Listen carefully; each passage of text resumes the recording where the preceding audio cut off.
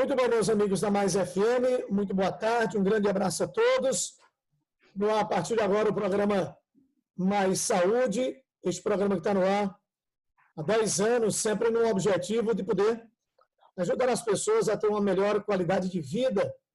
Esse programa que já tem recebido por aqui muitos profissionais que têm auxiliado as pessoas, as famílias, como nós dissemos, a ter uma qualidade de vida bem melhor. E o assunto do programa de hoje é um assunto que está em pauta pelo menos há 2 meses, não se fala em outra coisa, que é na questão do coronavírus, da Covid-19. Essa doença infecto-contagiosa se espalhou não só pelo Brasil, mas pelo mundo. Mas a gente no programa de hoje vai conversar sobre o coronavírus, mas por um outro aspecto, deixando um pouco de lado a questão da doença infecto-contagiosa. Mas as pessoas estão vivendo um distanciamento social, algo que é novo, que as pessoas não estão acostumadas a viverem isso, mas elas estão vivendo, têm por obrigação viver isso, para que esta pandemia possa passar. Nós estamos recebendo no programa de hoje, aqui no Mais Saúde, o Dr. Carlos de Carvalho.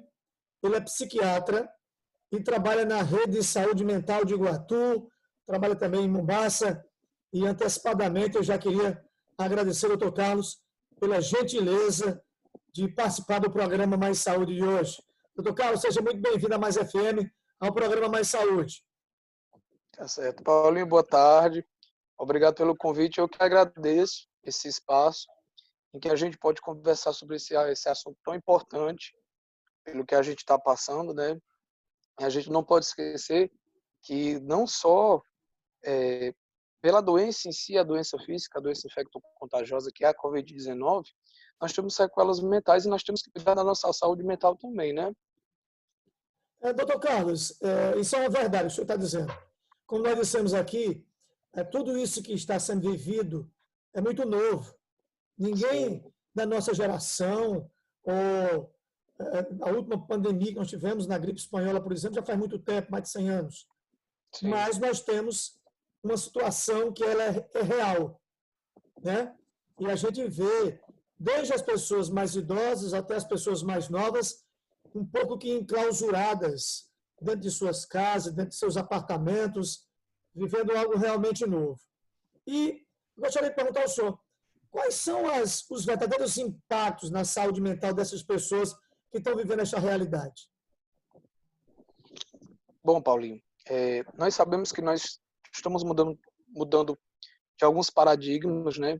Nós vivemos uma nova realidade em que nós tínhamos certeza. Geralmente a gente, como ser humano, a gente faz alguns planos, a gente faz alguns planejamentos para a nossa vida, para o nosso mês, para o nosso ano. A gente espera as novas festas que estão por vir, o São João, as férias. E nós estamos num momento em que nós temos incertezas, né? E essas incertezas fazem com que o ser humano não se perceba como uma pessoa que tem o domínio sobre o nosso tempo, sobre a nossa saúde, sobre o nosso futuro. Então isso traz uma angústia muito grande. Trazer uma angústia muito grande porque nós passamos por experiências, nós estamos aprendendo com isso, né? Nós sabemos que um dia um remédio funciona, no outro dia o remédio não funciona. Hoje em dia a gente usa isso aqui e amanhã pode ser que a gente não use. Então, o fato de essa doença trazer essa incerteza, ela traz para nós esse medo, essa insegurança, esse aumento da nossa reatividade. A gente fica mais, a gente tem umas respostas mais de luta, de fuga. A gente tem sintomas como tremor, a gente tem sintomas como insônia, que é uma das coisas que mais acontece, que eu acho que 80% das pessoas, se você for perguntar como é que está nessa quarentena, 80% das pessoas têm algum distúrbio do sono, né? Então, assim, nós temos alguns sintomas associados a isso. Agora, doutor Carlos, a gente tem os jovens, os adolescentes, que talvez sejam aquelas pessoas que ainda não têm, não sei se podemos chamar de maturidade, mas não viveram muitas coisas na vida ainda, né? Principalmente essa juventude que tem uma energia, né, que desprendida. A juventude dos dias de hoje gosta de extravasar, gosta de estar na rua, gosta de estar brincando, praticando um esporte, e elas estão a grande maioria dentro de casa, até mesmo com medo de poder levar a doença para os seus pais, para os seus avós, para as pessoas que elas mais amam. Sim. O impacto nesses adolescentes, nesses jovens, ela pode ser assim, muito mais grave do que numa pessoa já mais vivida? Sim, Paulinho, por quê? Porque o ser humano, quando ele não tem uma maturidade ainda formada, quando ele está passando por esse processo de maturidade, uma criança e um adolescente, ele não consegue compreender determinadas situações, né? Então, o que acontece para ele? Então, para ele, tudo é novo. Ele não sabe lidar com essa nova situação. Então, ele tende a ter efeitos mais maléficos dessa situação, porque eles não sabem processar o que vai acontecer, o que, que ele tem que fazer, né? Nós, como adultos, a gente sabe que a gente tem que ficar em casa, a gente sabe que a gente não pode ter tanto contato com as outras pessoas com nível de contágio. Então, para criança e para adolescente, geralmente é difícil de ele entender isso, como é que um vírus transmite de uma pessoa para outra. Então, para uma criança, você falar para uma criança hoje em dia, você vai ter que ficar em casa, ela não consegue entender por que ela não pode ir para casa do coleguinha, ela não sabe por que não pode ir para a escola, ela não tem noção de que ela pode ser um veículo de contaminação. Então, para ela, é mais sofrimento do que aprendizado. Então, assim, eles tendem a sofrer mais. As crianças e adolescentes, eles tendem a sofrer mais pelo fato do não entendimento da situação. Agora, Então, cabe aos pais, né? Então, assim, já que quem está falando isso, já quem está falando nessa questão da saúde mental das crianças e do adolescente, a gente tem que pedir, fazer o apelo aos pais para tentar levar esse entendimento para as crianças no sentido que elas entendam, né? Então, a gente tem que tentar acalmá-las, tem que tentar convencê-las, tentar ter uma vida mais social. Você que tem um filho, você que tem um filho que é criança ou então adolescente, aproveite esse tempo agora. Você que está em casa, que reclama tanto, a gente reclama tanto, Paulinho, que a gente não tem tempo para brincar com o filho, a gente reclama que não tem um tempo para ensinar um exercício do nosso filho. Esse é o tempo, né? Então, esse é o momento que a gente tem de ler um livro com o nosso filho, de ler aquela história que a gente tanto vê no cinema, a gente vê na novela, os filhos escutando a história com os pais. Esse é o momento que a gente tem para estar com os nossos, né? agora sim, você falando aí da questão das crianças, e essas crianças hoje, elas têm, inclusive, uma metodologia nova de brincar, por exemplo. As crianças estão muito Sim, ligadas em brinquedos eletrônicos, no próprio celular, no videogame. Dificilmente você vê uma criança, por exemplo, soltando uma pipa, brincando uma bola, uma pelada com os colegas. Até porque nesse momento nem poderia, em virtude de evitar aglomerações. Mas sim, você acha que, mesmo estando com esse tempo agora, né, até pouco tempo as pessoas não tinham tempo para isso, agora elas estão com o sim. tempo sobrando. De que forma lúdica isso pode ser ensinado para que, inclusive, essas crianças elas não desenvolvam algum tipo de problema psicológico em virtude desta pandemia na sua vida futura? Sim. É como a gente está falando, a gente tem que aproveitar esse momento.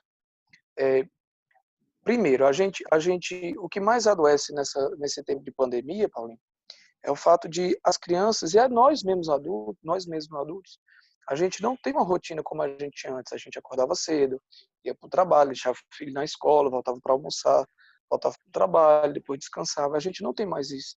A gente acorda, fica em casa, dorme, continua em casa, depois dorme, acorda, continua em casa. Então, assim, isso traz tanto sofrimento para a gente como para as crianças, né? Então, assim, como ensinar essas crianças a passar por esse período? É tentar entrar no mundo delas, né? Tentar fazer aquele mundo em que os jogos, os jogos e as brincadeiras que a gente tem, que são físicas, sem ser aquelas brincadeiras de videogame, aproveitar essas brincadeiras lúdicas para ensinar, né? Para ensinar hora, para ensinar cor, aproveitar, fazer essa junção da brincadeira e tentar ensinar as nossas crianças, né? A gente sabe, a gente não tem noção, às vezes, de como é que os nossos filhos estão no colégio, até eles passaram o dia todo dentro da nossa casa, né? Então, assim, aproveitar esse momento para ter momento lúdico com as crianças. Já que não pode soltar a pipa lá fora, então vamos fazer aqui, vamos fazer um desenho, vamos brincar com outra coisa, né? Vamos pintar, vamos aprender a tocar um instrumento. Tem criança que está aproveitando agora para aprender a tocar um instrumento, ou então para ler um livro junto, né? As pessoas que têm uma crença religiosa aproveitar para rezar, para orar junto, né? Esse é o momento de a gente unir a família, de unir o pai, o filho com o esposo, com a esposa. Essa é a hora de unir como ser humano, né? É verdade. E aí nós temos os adolescentes, né?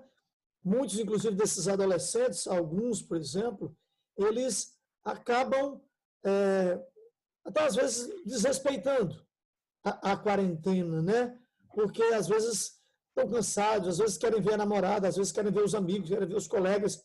Para essa juventude, o ensinamento seria o mesmo, mesmo que a gente está tendo para as crianças? Sim, agora para os adolescentes já é um pouco Hum, mais diferente, porque eles têm um grau de entendimento já melhor, né? Então, assim, para eles tem que ser ensinado diretamente quais são as causas e quais são as consequências dessa pandemia. Os adolescentes e os adultos jovens, eles já têm noção do que tá se passando, né? Tipo, eu passei ontem pela vizinho, ontem eu estava no Iguatu, né? Eu passei vizinho aquela igreja do Prado, tinha muita gente jogando bola lá e a polícia foi fazer a dispersão deles. Então, assim, a gente tem que ter momento lúdico, a gente tem que ter brincadeira, sim, mas só que de maneira responsável no sentido que a gente não seja esse veículo de transmissão. A gente pode fazer isso em casa. O adolescente, nessa época, a, a, a escola está mandando o material para estudar em casa. Então, como eu falei da questão da rotina, de a gente manter essa questão da rotina, é tirar o tempo para estudar também, né? Então, assim, todos os adolescentes, todos os jovens estão recebendo material em casa, aqueles que têm acesso, na verdade, à uhum. internet, né? Que a gente sabe que a realidade é bem diferente. Então, aqueles que têm acesso ao material, nessa é hora de tentar manter rotina e tentar estudar mais. Então, os adolescentes que eles já têm uma certa maturidade, já é pedido a eles para colaborar diferente, né? Porque eles já têm o entendimento do que está se passando. Agora, doutor Carlos, o impacto dessa quarentena, o impacto, inclusive, desse isolamento social nesse meio, na juventude, né, que está aí com as energias à flor da pele, se preparando, inclusive, para as provas do Enem, se elas forem realmente acontecer, tem toda uma outra pressão, né, até mesmo a obrigatoriedade de, no meio de tudo isso, ter que estudar e se concentrar para as provas do final do ano, que nós dissemos, se elas acontecerem. De alguma forma, essa pressão ela também pode ser prejudicial até mesmo no resultado do Enem para esses adolescentes? Sim, Paulinho, a gente vê, a gente começa a perceber primeiro por quê. O Enem, isso é uma questão que já gera polêmica, né? Se a data do Enem vai continuar ou não, Uhum. porque nem todo mundo, há uma questão de desvantagem, porque nem todo mundo tem acesso à educação e não tem acesso à internet de forma igualitária, para que todo mundo tenha o mesmo acesso, o mesmo material para estudar de forma igual, né? Equiparado no dia da prova do Enem. E o fato de estar em casa, sendo pressionado pelos pais, é a própria pressão pessoal, de que eu tenho que passar, realmente junta já a fase em que ela está na pandemia, ela tem que ficar em casa, ela tem que manter uma rotina, junta o sentimento de que a gente não sabe o que vai acontecer, se vai ter prova ou não vai. Eu tenho que estudar isso porque vai acontecer a prova. Então, junta a pressão dos pais que estão mais em casa, que estão prestando mais atenção na rotina do filho. Então, nesse momento, assim, há uma pressão maior, realmente. Tanto a pressão pessoal quanto a pressão da família. Tem a questão da incerteza que a gente está nessa pandemia, que a gente não pode juntar a turma para poder fazer um estudo de grupo.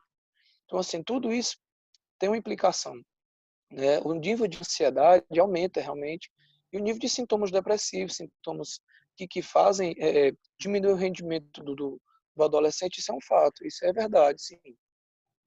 Doutor Carlos, o senhor falou muito bem aí da questão dos níveis, né, muito altos de ansiedade vividos neste período de pandemia, onde a gente assiste um jornal, a gente só vê notícia ruim, notícia de mortes, o aumento dos casos de coronavírus crescendo no mundo todo e a doença chegando um pouco mais próxima de nós.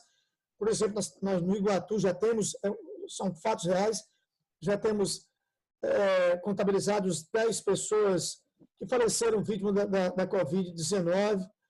E esses níveis muito altos de ansiedade, eles podem gerar realmente outros tipos de doenças? Sim, Paulinho, né? Nós sabemos assim que vai ter geralmente o novo após a pandemia, após o surto da doença, né? Após essa pandemia que está acontecendo, uma nova onda vai chegar, que é a onda dos transtornos mentais, né? Nós vamos ver as consequências que essa pandemia vai trazer para a nossa população. Muita gente está vendo isso de perto, no sentido de que está em casa, viu o vizinho falecer, viu o vizinho adoecer, ouviu o vizinho ficar bem, viu a morte ali de perto. A gente tem os profissionais de saúde em que estão lá vivenciando de perto o risco real de ser contaminado. Tem aqueles que trabalham indiretamente, então todo mundo está tendo contato de forma direta ou indiretamente com a doença. Isso traz aquele medo. Então, para aquelas pessoas que tiveram Covid, elas vão ficar com aquele medo recorrente de que elas estiveram muito perto da morte, de uma situação iminente de morte. Né? Temos aquelas pessoas que nós sabemos que estão com seus parentes que adoeceram. Então, esses sintomas na frente, hoje a gente já vê um aumento nas consultas psiquiátricas, a gente vê um aumento já substancial das pessoas que estão ansiosas com a pandemia, né? Com a própria doença em si, e que elas chegam pedindo ajuda, às vezes chegam no pronto-socorro, chega no PSF, ou chega para atendimento médico clínico, dizendo que está com falta de ar, que é um dos sintomas da Covid, que é a dispneia, que é a falta de ar, chega no pronto-socorro dizendo que está com falta de ar, na verdade, são sintomas ansiosos, né? Então, assim, a gente já é palpável, já é visto hoje que esses sintomas ansiosos já estão aflorados. E isso na pandemia. Quando acabar a pandemia, nós vamos ver as consequências desses sintomas ansiosos. Nós estamos passando por um período chamado, a gente chama na psiquiatria de período de ajustamento. A gente está se ajustando a essa nova realidade e nós temos que passar por esse período para poder ficarmos com a nossa saúde mental em dias, né? A gente tem que passar por isso bem.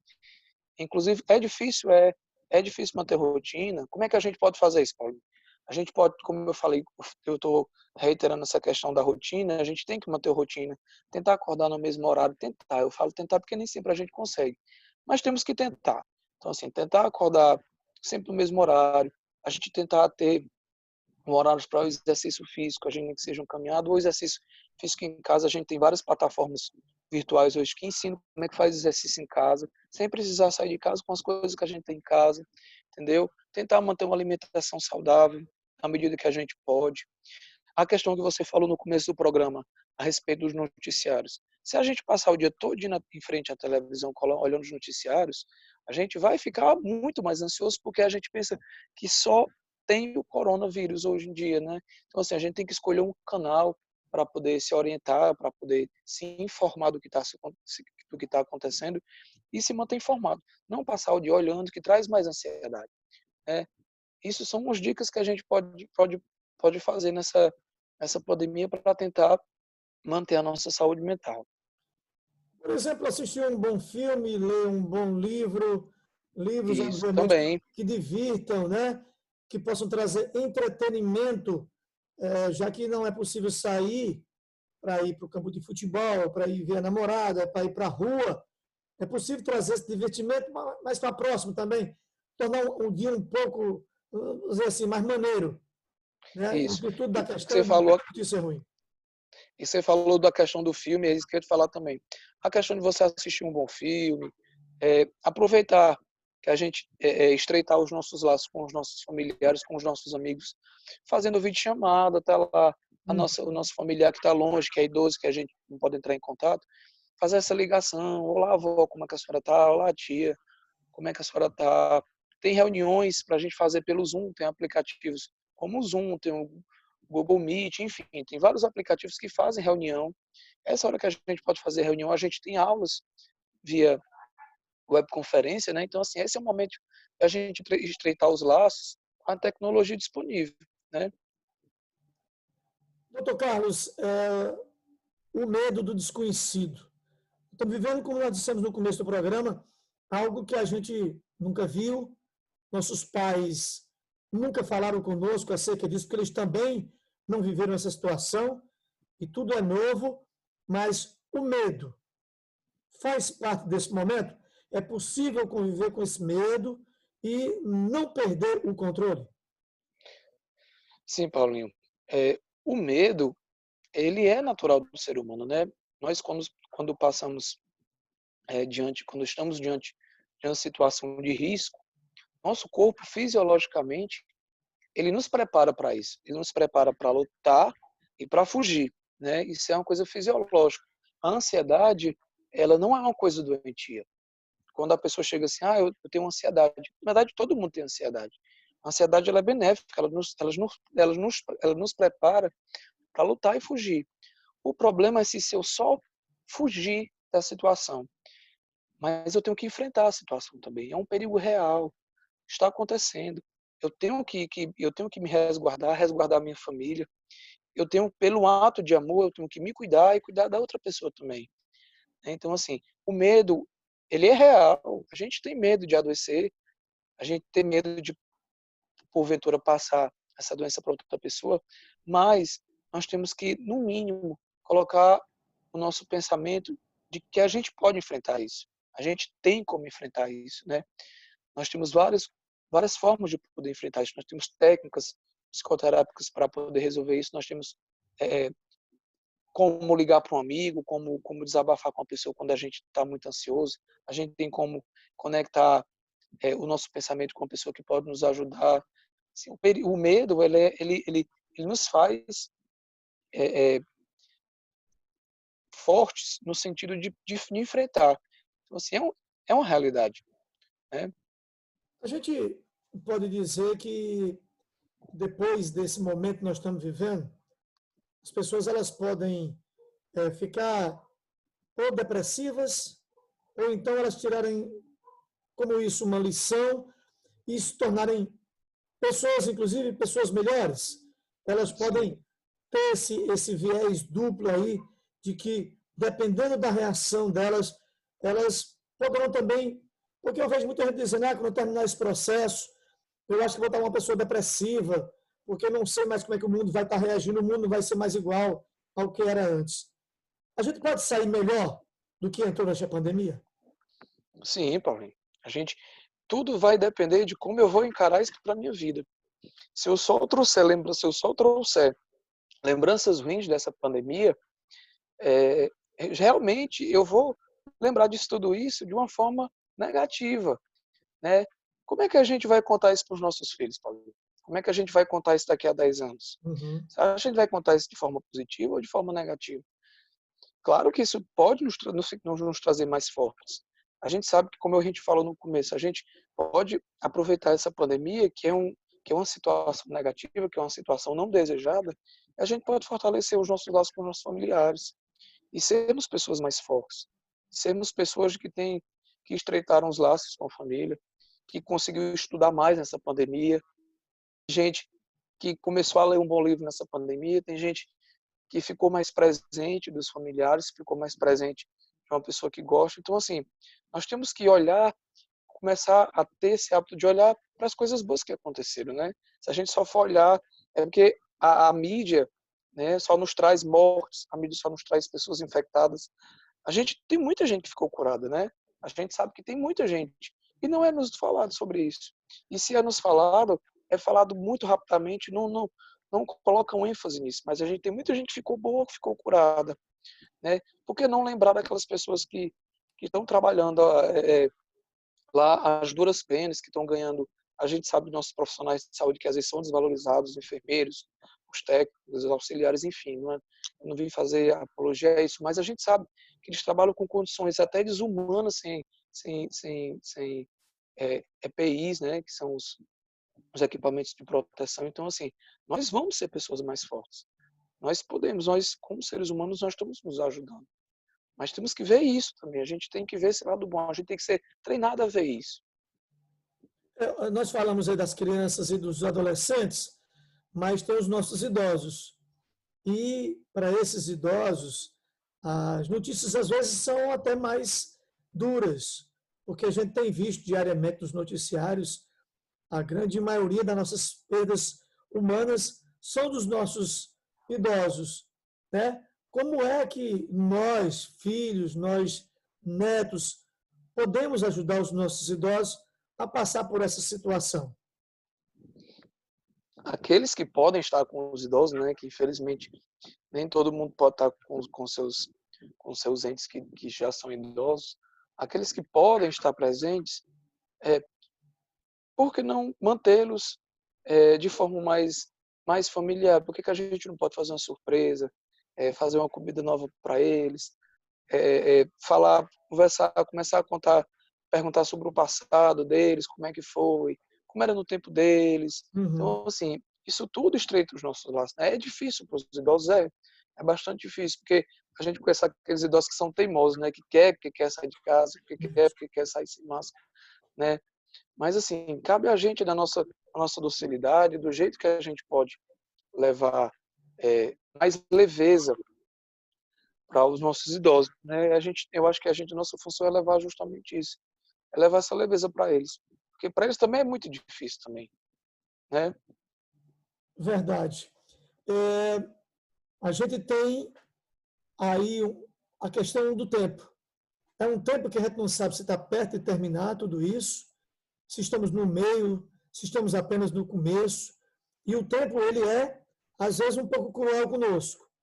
Né? Porque é o seguinte, já está difícil, quase 60 dias dentro de casa, tentando se manter é, um pouco mais recluso, até mesmo como nós dissemos, para evitar que a gente possa levar essa doença para os nossos entes queridos. Qual é a visão do tempo que nós temos que ter? Porque falamos de ansiedade. E a ansiedade Sim, tem sempre a ver com o tempo, né? Essa questão sim, está perto, está longe. A questão do relógio. Para a gente que trabalha na área de comunicação, por exemplo, o relógio ele é uma peça fundamental. A gente não consegue estar sem olhar para o relógio pelo menos de 5 em 5 minutos. Né? Então, a gente tem esse tempo aí que é imprevisível. O que fazer para, de vez em quando, a gente também não se sentir em pânico, porque não sabe se está perto de terminar isso? a primeira coisa que a gente tem que fazer, Paulinho, eu acho que nós temos que ter em mente o que é isso. Nós temos uma visão de que parece que o ano já se passaram em quase 6 meses. Então, a nossa impressão do tempo é que o tempo está cada vez mais arrastado, o tempo está demorando a passar mais, né? A Uhum. gente, a gente pensa que, nossa, esse ano vai acabar, essa pandemia não vai acabar, mas uma coisa que a gente tem que ter em mente é o seguinte: quanto mais a gente fizer a nossa parte em evitar e conseguir fazer o isolamento social, mais esse período vai passar rápido. Enquanto a gente ficar mais fora de casa, enquanto a gente sair mais, enquanto a gente for mais vetor dessa doença, mais tempo de doença vai ter, então mais o tempo vai se arrastar. Então é o seguinte, para a gente ter uma melhora desse tempo, é o seguinte, a gente tem que fazer a nossa parte. O segredo é esse, é fazer a nossa parte, ter a nossa questão do nosso isolamento, tentar manter a nossa rotina, tentar fazer exercício, tentar manter uma alimentação saudável, tentar ler um bom livro, tentar fazer uma oração, estreitar os nossos laços com as pessoas que a gente gosta. Quem consegue fazer uma terapia, quem consegue ter esse momento, tem que manter nesse período. Lembrar dos nossos pacientes que fazem uso de medicação psicotrópica, os nossos pacientes do CAPS. Não esquecer de tomar medicação, manter a medicação como foi prescrita, porque é, é, o, as pessoas que já tomam essas medicações, elas já têm uma certa sensibilidade de ter um adoecimento mental, de ter uma agudização, né? Então é o seguinte, você que está aí, que já tem algum tipo de acompanhamento com o psiquiatra, não esqueça do seu remédio, vá renovar sua receita, não deixe de tomar sua medicação. E quem não faz tratamento e quem é, não é acompanhado, tenta manter a sua saúde mental da forma mais adequada e possível que a gente se possa fazer. Nós, para que a gente não esqueça, doutor Carlos, falamos há pouco tempo dos profissionais que estão na linha de frente desse trabalho, né? São muito importantes os Sim, médicos, os enfermeiros, os técnicos de enfermagem, os fisioterapeutas, estão trabalhando sob uma pressão enorme, porque a pressão de poder ajudar os outros, mas também com a pressão de não ser contaminado. Para esses, o senhor tem um recado especial? sim, para os profissionais da saúde, primeiro, a gente sabe que eles estão mais vulneráveis, né, ao burnout, que a gente chama de síndrome de burnout, que é a síndrome do esgotamento, né? Então, assim, geralmente, quem pode ter esse isolamento, eu conheço muitos profissionais que nesse momento estão dividindo apartamento, infelizmente tiveram que sair de suas casas porque seus pais são idosos, porque seus familiares são idosos. Então é o seguinte, aquelas pessoas que estão na linha de frente, já que não pode, que estão lá batalhando, que estão lá na força, é tentar manter o foco no que está fazendo, manter fé no que está fazendo, tentar manter a proteção individual, né, para não passar pelo risco de se contaminar, que a gente sabe que vários profissionais já se contaminaram, né? Então, assim, para esses profissionais, tentar ter uma rotina, ter uma alimentação saudável, ter o seu momento de lazer, que é muito importante, que precisa ter esse momento de arejar a mente, que a gente chama, né? Ter esse momento de desopilar, e que isso vai passar. Então, cada dia conta. Pois é, e o programa Mais Saúde de hoje, conversando aqui com o Dr. Carlos de Carvalho, psiquiatra, que atende em Mombaça, atende na rede de saúde mental aqui de Iguatu, falando para a gente desse momento que está sendo vivido, mas por um outro prisma, né? Como sair mais forte desta pandemia do coronavírus, como ele disse, tudo vai passar. Doutor Carlos, os nossos agradecimentos, muito obrigado por sua gentileza, eu acho que o senhor nos ajudou a respirar um pouco melhor e tirar um pouco mais desse peso que a gente jura que está carregando um elefante nas costas, né, todo dia. E quando é que a gente vai se livrar disso? Muito obrigado por sua disponibilidade de ter passado essas informações aqui para o Mais Notícias da Mais FM. Obrigado você, Paulinho. Um abraço para todos os ouvintes da Mais FM. Um abraço, doutor. Muito obrigado por sua gentileza.